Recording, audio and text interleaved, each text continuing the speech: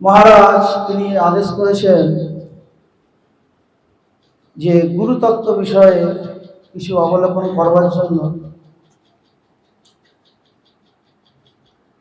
গুরুতত্ত্ব বিষয়টি অতি গুহ্য বিষয়। যেহেতু এই গুরুতত্ত্বটি সচরাচর হৃদয়ঙ্গম হয় না, যদি এই গুরুতত্ত্বটি সঠিকভাবে জানা যায় তাহলে আর সমস্ত তত্ত্বগুলো সাধারণভাবে হৃদয়ঙ্গম হয়ে যায়। এর জন্য শাস্ত্রে যত তত্ত্ব দেখা যায়, জীব তত্ত্ব, বৈষ্ণব তত্ত্ব, নাম তত্ত্ব, ভাগবত তত্ত্ব আদি আদি, সবার মূলে সেই গুরুতত্ত্ব আছে। গুরুতত্ত্বটি জানলে সমস্ত তত্ত্ব সাধারণভাবে হৃদয়ঙ্গম করা যায়। আর গুরুতত্ত্ব না জেনে আমরা যদি বহু বিষয়, বহু আদি তত্ত্ব জানি, কিন্তু সেটা সম্পূর্ণ হয় না। সেই কারণে সর্বপ্রথমে গুরুতত্ত্ব জানতে হবে, কেননা গুরুতত্ত্বর মাধ্যমেই সমস্ত তত্ত্ব সাধারণভাবে হৃদয়ঙ্গম হয়। সেই কারণে শ্রীল রূপ গোস্বামী ঠাকুর তাহার এই ভক্তি রসায়ন্ত সিন্ধু গ্রন্থতে তিনি 64 প্রকার ভক্তির কথা তিনি জানালেন। এই 64 প্রকার ভক্তি প্রথমেই তিনি 3টি ভক্তির কথা প্রথমেই বললেন। আদৌ গুরু পদাশ্রয়, শ্রীকৃষ্ণ দীক্ষাদি শিক্ষানাম বিষ্টম ভ্রমণে গুরুষু। অর্থাৎ ভগবত পূজা কি, ভগবত সেবা কি, ভগবানের নামের কি মহিমা, আদি আদি ভক্তির কি মহিমা, ভক্তি কাহাকে বলা হয়, ভক্তির স্বরূপ কি, আদি আদি যদি তুমি জানতে চাও তো সর্বপ্রথমে গুরুদেবের চরণ আশ্রয় করতে হবে। আদৌ গুরু পদাশ্রয়। আশ্রয় করিয়া বন্দ শ্রী গুরু চরণ,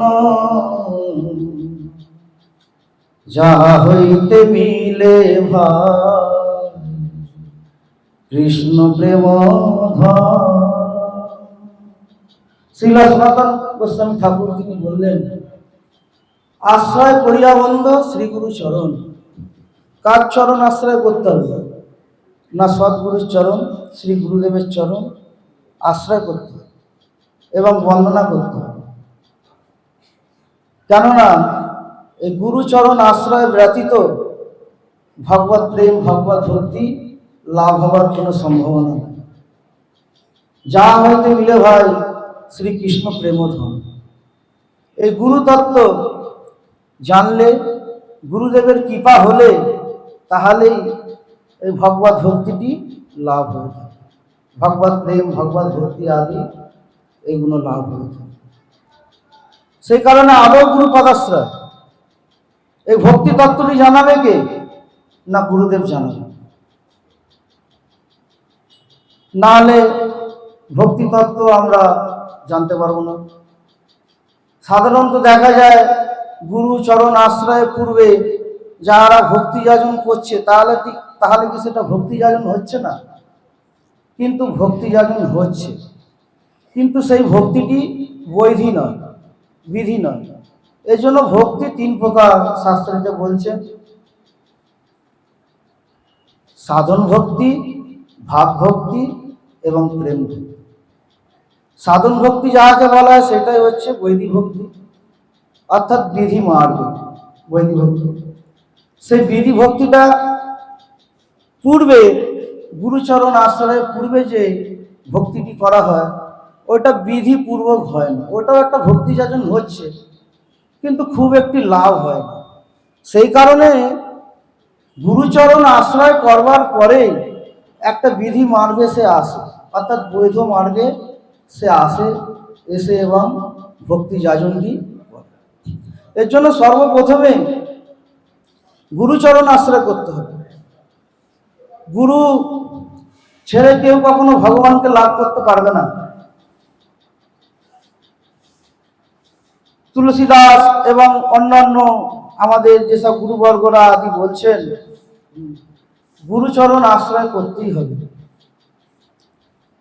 আশ্রয় করিয়া বন্ধ শ্রী গুরুচরণ, যাহা হইতে মিলে ভাই শ্রীকৃষ্ণ। জীবের নিস্তার লাগি নন্দসুত হরি, ভুবনে প্রকাশ পান গুরু রূপ ধরি। এই জীবের নিস্তারের জন্য, জীবকে উদ্ধারের জন্য সে নন্দসুত হরি ভগবান শ্রীকৃষ্ণ এই জগতে গুরু রূপে প্রকট হচ্ছে। জীবেরও নিস্তার লাগি নন্দসুত হরি, ভুবনে প্রকাশ পান গুরু রূপ ধরি। এই গুরু তত্ত্বটা অর্থাৎ গুরুদেবের স্বরূপ কি না, তিনি সেই নন্দের নন্দন শ্রীকৃষ্ণ, তিনি এই জগতে গুরু রূপে আসছেন। কি কারণে আসছেন না, আমাদের উদ্ধারের কারণে আসছেন। জীবেরও নিস্তার লাগি নন্দসুত হরি, ভুবনে প্রকাশ পান গুরু রূপে। তাহলে গুরুদেবের স্বরূপ কি না, সাক্ষাৎ তিনি নন্দসুত ভগবান শ্রীকৃষ্ণ। এই হচ্ছে গুরুদেবের স্বরূপ। সাক্ষাৎ হরিতেন সমস্ত শাস্ত্রই, রুক্তস্ততা ভাবগত এব সধি, কিন্তু প্রভুর প্রিয় এব তস্য বন্দে গুরু শ্রী চরণারবিন্দ। রাখতে বললেন না, 5 মিনিট টাইম। সেই কারণে আদর গুরু পাদাশ্রয়, এই গুরু পাদাশ্রয় করলেই তাহলে ভক্তি পথে এগোনো যাবে। না হলে ওই জায়গায় দাঁড়িয়ে থাকতে হবে, এক পাও সে এগোতে পারে। ভাববে আমি ভক্তি করছি, ভগবানের নাম সংকীর্তন আদি সব কিছু করছি, কিন্তু সেটা বৈধি মার্গ নয়, সাধন ভক্তি নয়, ওটা একটা সাধারণ ভক্তি। ওই ভক্তির দ্বারা খুব একটি লাভ হবে। শ্রীকৃষ্ণ দীক্ষাদি শিক্ষানাম এবং গুরুচরণ আশ্রয় করা অর্থ হচ্ছে শ্রী গুরুদেবের চরণে দীক্ষা মন্ত্র আদি গ্রহণ করা। এই দীক্ষা মন্ত্র গ্রহণ করার পর কৃষ্ণ বিষয়ে শিক্ষা বলছেন করতে, কৃষ্ণ শিক্ষা, অর্থাৎ গুরুদেব যে মার্গ বলে দেবে সেই মার্গে আমাদের চলা। গুরুপদেশ মার্গেন পূজয়ৈব কেশবম, প্রাপ্নতি তৎসর্বং নান্যতা ভূত ধরাত্মজে। শিব ঠাকুর পার্বতী দেবীকে বলছেন যে গুরুচরণটা আশ্রয় করলাম, কিন্তু গুরুদেবের কাছ থেকে যদি শিক্ষা গ্রহণ করলাম না, বলছে তারও খুব একটা লাভ হবে না। কেননা গুরুদেব যে মার্গ বলে দেবে সেই মার্গে আমাদের ভগবানের সেবা পূজা আদি করতে হবে। যদি কেউ করে প্রাপ্যনেতি তৎসর্বং, সে সমস্ত কিছু লাভ করতে পারে, এই জগতের বিষয়বস্তু আদি সব লাভ করতে পারে। নান্যতা ভূধারাত্মজে, এর অন্যতা কখনো হয় না, সে সব কিছু লাভ করতে পারে। এই হচ্ছে গুরু কৃপা। গুরু কৃপা হলে সে সমস্ত কিছু লাভ করতে পারে অনায়াসে, এতে কোনো সংশয় নাই, ভগ্ন মনোরথ হতে হয় না। এর জন্য গুরুদেবের কাছ থেকে সে মার্গ জানতে হবে, সেই পথ জানতে হবে।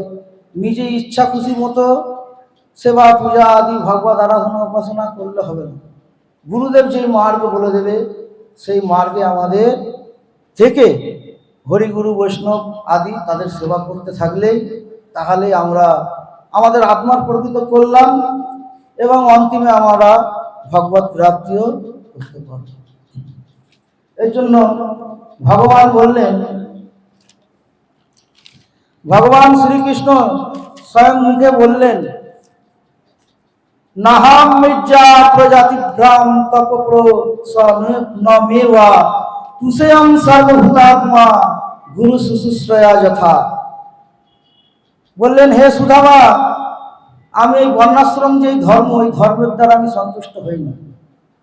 নানান তপ তপস্যা আদি এইসব ধর্মের দ্বারা আমি কখনো সন্তুষ্ট হই না।